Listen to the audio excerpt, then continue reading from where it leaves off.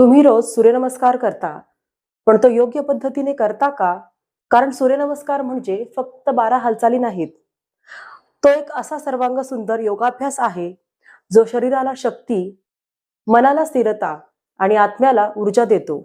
फक्त एकच सूर्यनमस्कार योग्य पद्धतीने केला, तरी त्याचा फायदा चुकीच्या पद्धतीने केलेल्या 20 सूर्यनमस्कारांपेक्षा जास्त होऊ शकतो. आज मी तुम्हाला सूर्यनमस्कार अगदी शास्त्रीय, सोप्या आणि सुरक्षित पद्धतीने शिकवणार आहे. तर त्यासाठी हा व्हिडिओ शेवटपर्यंत नक्कीच पहा. नमस्कार, मी डॉक्टर हेमा, आयुर्वेद तज्ज्ञ, योगा कन्सल्टंट आणि गर्भसंस्कार कोच. आपल्या सर्वांचंच डॉक्टर हेमा या योग परिवारात मनापासून स्वागत. तर चला सुरुवात करूया. सूर्यनमस्कार प्रत्यक्ष शिकण्याच्या पूर्वी सूर्यनमस्काराचं महत्त्व आपण थोडक्यात जाणून घेऊयात. योगशास्त्रामध्ये सूर्य हा केवळ आकाशातील ग्रह नाही, तो प्रकाश, ऊर्जा, चैतन्य आणि प्राणशक्तीचं प्रतीक मानला जातो. सूर्यनमस्कार म्हणजे त्या ऊर्जेला नम्र अभिवादन करत स्वतःच्या शरीरातील सुप्त शक्ती जागृत करण्याची प्रक्रिया. यामध्ये आसन, श्वास, एकाग्रता, मंत्र आणि प्रार्थना या पाचही गोष्टींचा सुंदर संगम साधला जातो. आणि म्हणूनच सूर्यनमस्काराला सर्वांग सुंदर व्यायाम असं म्हटलं जातं. सूर्यनमस्काराचे असंख्य फायदे आहेत, पण त्यातील 3 महत्वाचे फायदे सांगायचे झाले तर यातला नंबर 1 म्हणजे सूर्यनमस्कारामुळे संपूर्ण शरीरातील जवळपास प्रत्येक स्नायू, सांधा आणि अवयव कार्यरत होतो. म्हणून हा फुल बॉडी फंक्शनल एक्सरसाइज आहे. आता नंबर 2 म्हणजे यामधील प्रत्येक हालचाल ही श्वासाशी जोडलेली असल्यामुळे आपोआपच प्राणायामाचा लाभ मिळतो. आपल्या फुफ्फुसांची क्षमता वाढते आणि शरीराला अधिक प्राणवायू मिळतो. आता नंबर 3 म्हणजे जर सूर्यनमस्कार मंत्रासह आणि पूर्ण एकाग्रतेने केला तर तो केवळ शरीरावरच नाही तर मन, भावना आणि प्राणशक्तीवरही सकारात्मक परिणाम करतो. तर सूर्यनमस्कार प्रत्यक्ष करण्यापूर्वी काही गोष्टी आपण इथे लक्षात घेणं आवश्यक आहे. सूर्यनमस्कार करताना नेहमी रिकाम्या पोटी करा किंवा जेवणानंतर किमान 3 ते 4 तासाचं अंतर ठेवा. तसेच सूर्यनमस्कार करण्यापूर्वी आपल्या शरीराला हलका वॉर्मअप द्या. हालचालींमध्ये घाई करू नका. तसेच श्वास देखील रोखू नका. वेदना होत असतील तर जबरदस्ती करू नका. यातील प्रत्येक हालचाल आपल्या शरीराच्या क्षमतेनुसार करा. कारण योगामध्ये स्पर्धा नसते, योगामध्ये अनुभव महत्वाचा असतो. आता सूर्यनमस्कार करण्यापूर्वी हा कोणी करू नये हे थोडक्यात आपण जाणून घेऊयात. तर काही परिस्थितीमध्ये सूर्यनमस्कार करताना विशेष काळजी घ्यावी लागते, जसं की उच्च रक्तदाब म्हणजेच हाय ब्लड प्रेशर, किंवा सध्या अलीकडे झालेली शस्त्रक्रिया, गंभीर स्वरूपाची पाठदुखी, तीव्र स्लिप डिस्क, अनियमित उच्च रक्तदाब, हृदयविकार, चक्कर येण्याचा ज्यांना त्रास होतो त्यांच्यामध्ये, किंवा ज्यांना प्रेग्नन्सी राहिलेली आहे, तर या प्रत्येकासाठीच एकसारखा सूर्यनमस्कार योग्य असेलच असे नाही. त्यामुळे अशा वेळी या व्यक्तींनी तज्ज्ञांच्या मार्गदर्शनाखालीच सराव करावा. तर सगळ्यात महत्वाची गोष्ट आपण इथे लक्षात ठेवणं आवश्यक आहे की योग प्रत्येकासाठी आहे, पण प्रत्येक योगाभ्यास प्रत्येक परिस्थितीत योग्य असेलच असे नाही. आध्यात्मिक दृष्टिकोनातून आपण सूर्यनमस्काराचं आणखीन एक वैशिष्ट्य म्हणजे सूर्यनमस्कार हा केवळ शरीरापुरताच मर्यादित राहत नाही, तर योगशास्त्रानुसार आपल्या शरीरामध्ये 7 प्रमुख चक्रे सांगितली आहेत. सूर्यनमस्कारामध्ये शरीर पुढे वाकतं, मागे वाकतं, प्रार्थना मुद्रा येते, छाती उघडते, मेरुदंड ताणला जातो. या सर्व हालचालींमुळे मूलाधार चक्रापासून सहस्रार चक्रापर्यंतच्या ऊर्जा केंद्रावर सकारात्मक परिणाम होत असतो. विशेषतः अनाहत चक्र, विशुद्धी चक्र, मणिपूर चक्र आणि आज्ञा चक्र यांना उत्तेजना मिळते.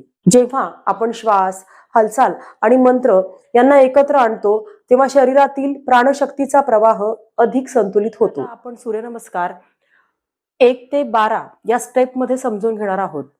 तुम्ही अगदी बिगिनर जरी असाल तरी तुम्हाला या पद्धतीने सूर्यनमस्कार करायला जमणार आहे. तर चला आपण आता सुरुवात करूयात. तर आता आपण प्रत्यक्ष सूर्यनमस्कार कसा करायचा आहे ते स्टेप वाईज पाहूयात.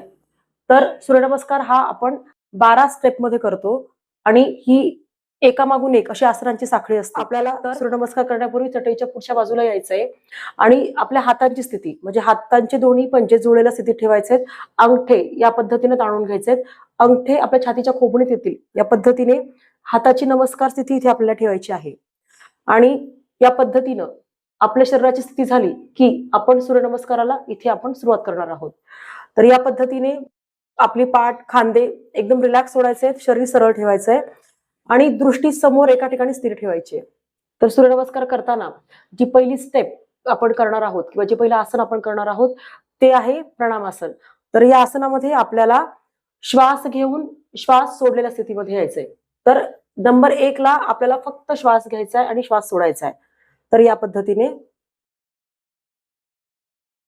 आता नंबर 2 दुसऱ्या स्टेपला या स्थितीला हस्त उत्तानासन असं म्हणतात. तर यामध्ये आपले दोन्ही हात आपल्याला सावकाश वर न्यायचे आणि कमरेची कमान होईल या पद्धतीने जास्तीत जास्त मागे वाकण्याचा प्रयत्न करायचा. हे करताना तोल सांभाळायचंय. तर 2 या अंकाला सावकाश इथे आपल्याला श्वास घेत ही क्रिया करायची आहे. सावकाश श्वास घेत आपल्याला जेवढं जमेल तेवढंच मागे जायचंय. या पद्धतीने आपले दंड कानापाशी येतील या प्रकारे घ्यायचे आणि हळूहळू मागे जायचे. आता सावकाश जेव्हा 2 नंबरच्या स्थितीमधून आपल्याला तिसऱ्या स्थितीमध्ये जायचं असतं म्हणजेच पादहस्तासन या स्थितीमध्ये, तर मागून पुढे येताना पाठ सरळ ठेवायची आणि पाठीचा बाक होणार नाही याची इथे काळजी घ्यायची. तर सावकाश पाठ सरळ ठेवत हळूहळू आपल्याला खाली यायचंय. या पद्धतीने पाठ सरळ राहणार आहे. सावकाश आपल्या दोन्ही हाताचे तळवे आपल्या जमिनीकडे आणायचे. जास्तीत जास्त छातीचा भाग मांडीच्या जवळ आणायचा प्रयत्न करायचा आहे. हात टेकत असतील तर ठीक आहे, ज्यांचे हात टेकणार नाही त्यांनी जितक्या क्षमतेपर्यंत हात जातील तिथपर्यंत न्यायचे. तर हळूहळू आपले हात इथे जमिनीपर्यंत न्यायचे. हाताचे अंगठे आपल्या पायाच्या करंगळीच्या रेषेत येतील या पद्धतीने आपल्याला आपले तळहात जमिनीच्या जवळ न्यायचे. जर तुम्हाला इथे त्रास होत असेल खाली यायला तर सावकाश दोन्ही पाय थोडेसे गुडघ्यात अशा पद्धतीने वाकवले तरी चालणार आहे. तर 3 नंबरची स्थिती पादहस्तासन या स्थितीमध्ये येताना आपल्याला श्वास सोडत खाली यायचंय. आता या स्थितीमधून नंबर 4च्या स्थितीमध्ये आपल्याला जायचंय. या स्थितीला अश्व संचलनासन असं म्हणतात. तर ही स्थिती घेताना आपल्याला आपला डावा पाय मागे न्यायचा आहे.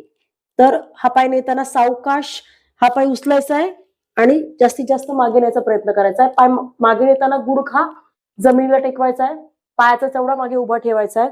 आपल्या हाताच्या तळव्यांचा आधार घेत आता हळूहळू जास्तीत जास्त मान वरती करत तर या पद्धतीने आपण वर बघायचा प्रयत्न करायचा. इथे स्थिर राहायचंय. आता ही स्थिती घेताना देखील श्वास घेत आपण ही स्थिती घेतलेली आहे. आता पुढची स्थिती म्हणजे नंबर 5 ची स्थिती, यालाच आपण दंडासन असं म्हणतो. तर या स्थितीमध्ये जाताना आता जो पाय आपला पुढे आहे तो पाय आपल्याला सावकाश उचलून मागच्या बाजूला घ्यायचे, हाताचे तळवे पूर्णपणे खाली टेकवायचे. या पद्धतीने मागचा गुडघा वर उचलून घ्यायचा आहे आणि मागचा पाय आपल्या ज्या पहिला जो पाय ठेवला तिथे आणायचा आहे. या प्रकारे शरीराची स्थिती घ्यायची आहे आणि या स्थितीला आपण दंडासन असे म्हणतो. ज्यांना शक्य आहे या स्थितीमध्ये त्यांनी इथे श्वास थोडा वेळ रोखणं अपेक्षित आहे. परंतु बिगिनर्स असाल तर श्वास रोखू नका. आता या स्थितीमधून आपल्याला अष्टांग स्थिती म्हणजे पुढची 6वी स्थितीमध्ये जाताना सावकाश दोन्ही पायाचे गुडघे जमिनीवर टेकवायचे. त्यानंतर छातीचा भाग आणि नंतर हनवटी किंवा आपल्या कपाळाचा भाग इथे आणायचा आहे. हे करताना आपल्याला आपलं पोट जास्तीत जास्त वर ठेवायचंय. तर आपण करूयात सावकाश. हळूहळू छातीचा भाग एकतर हनवटी किंवा तुम्ही कपाळाचा भाग टेकवू शकता. या स्थितीमध्ये श्वास सोडत खाली यायचे. आता सावकाश 7वी स्थिती म्हणजे भुजंगासन. या स्थितीत जाताना आपल्याला इथे श्वास घेत वर जायचंय. ही स्थिती घेताना वर उचललेलं पोट आपल्याला पूर्णपणे खाली टेकवायचंय आणि श्वास घेत हळूहळू आपल्याला डोकं, मान, छातीचा भाग वर न्यायचा आहे. तर आपल्या क्षमतेप्रमाणे जितकं शरीर वर उचलता येईल तिथपर्यंत शरीराला वर न्यायचंय. तर आता भुजंगासन स्थितीमधून हळूहळू आपल्याला नंबर 8 ची स्थिती म्हणजे पर्वतासन ही स्थिती घ्यायची आहे. यासाठी हळूहळू कमरेचा भाग वर उचलायचा आहे.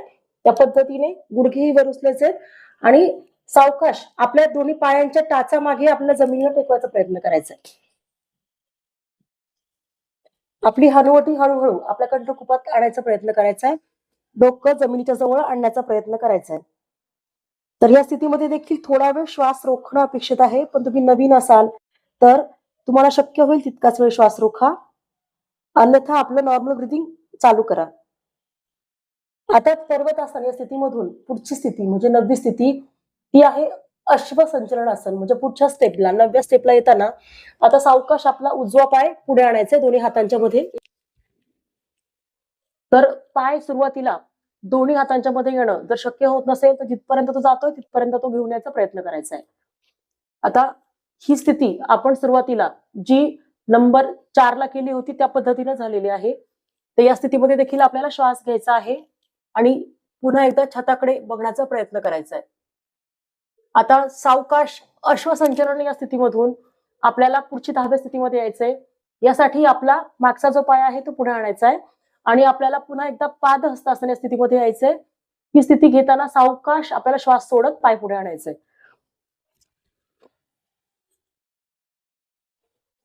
आता पादहस्तासन या स्थितीमधून सावकाश श्वास घेत पुन्हा एकदा हळूहळू आपल्याला दोन्ही हात वर न्यायचे आणि हस्त उत्तानासन या स्थितीमध्ये जायचंय. श्वास घेण्याची क्रिया चालू ठेवायची हे करताना. आणि आता सावकाश या स्थितीमधून म्हणजे 11व्या स्थितीमधून 12व्या स्थितीमध्ये म्हणजे शेवटच्या स्थितीत यायचंय आणि ती स्थिती म्हणजे नमस्कारासन. म्हणजे सुरुवातीला आपण ज्या स्थितीमध्ये आलो होतो त्या स्थितीमध्ये आपल्याला पुन्हा जागेवर यायचंय. तर या पद्धतीने आपण पुन्हा एकदा एक सूर्यनमस्कार करून पाहूयात.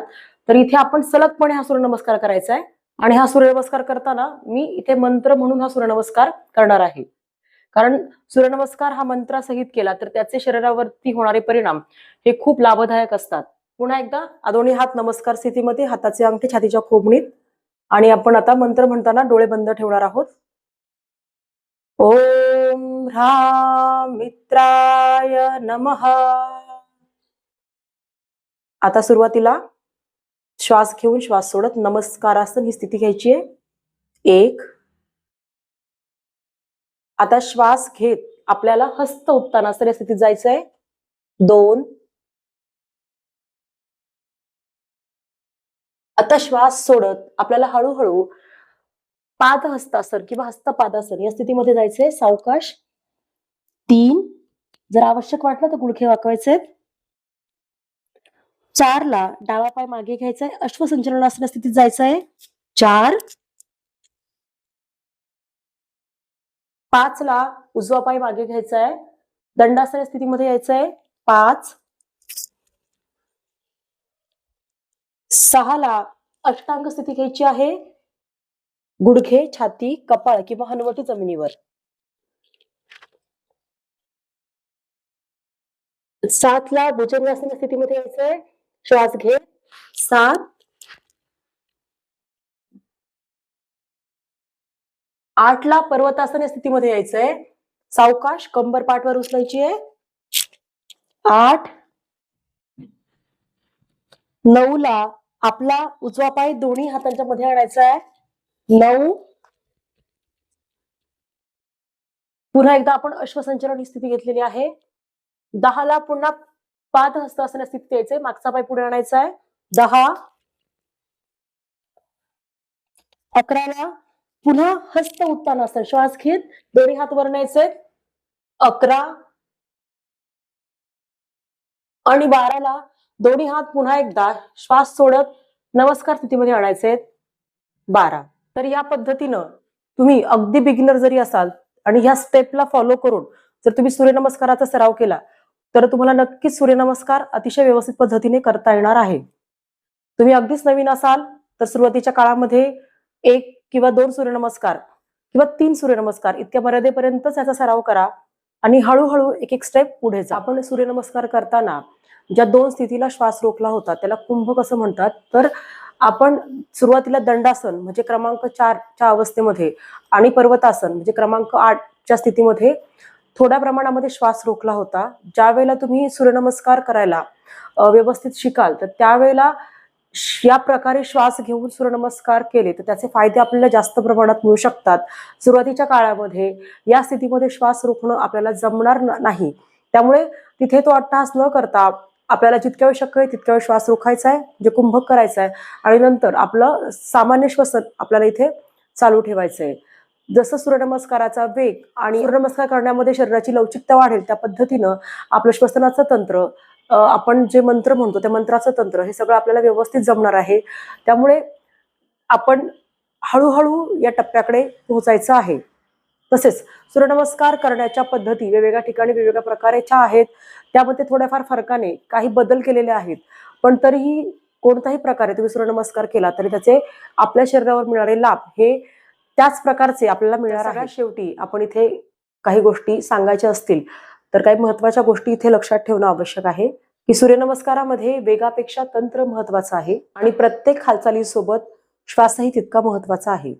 सूर्यनमस्कार करताना वेदना झाली तर थांबणं गरजेचं आहे. म्हणजे सूर्यनमस्कारामध्ये वेगापेक्षा श्वास महत्त्वाचा आहे, संख्येपेक्षा गुणवत्ता ही जास्त महत्त्वाची आहे आणि हालचालींपेक्षा जागरूकता ही जास्त महत्त्वाची आहे. दररोज फक्त 12 सूर्यनमस्कारही नियमित केले तर त्याचा सकारात्मक परिणाम तुमच्या शरीरावर, मनावर आणि जीवनशैलीवर नक्की जाणवेल.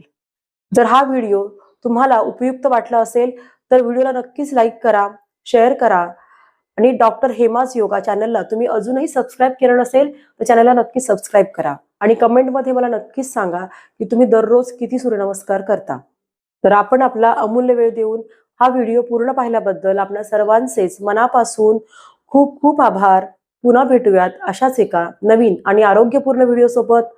तोपर्यंत सूर्यनमस्कार करा आणि स्वस्थ रहा. धन्यवाद.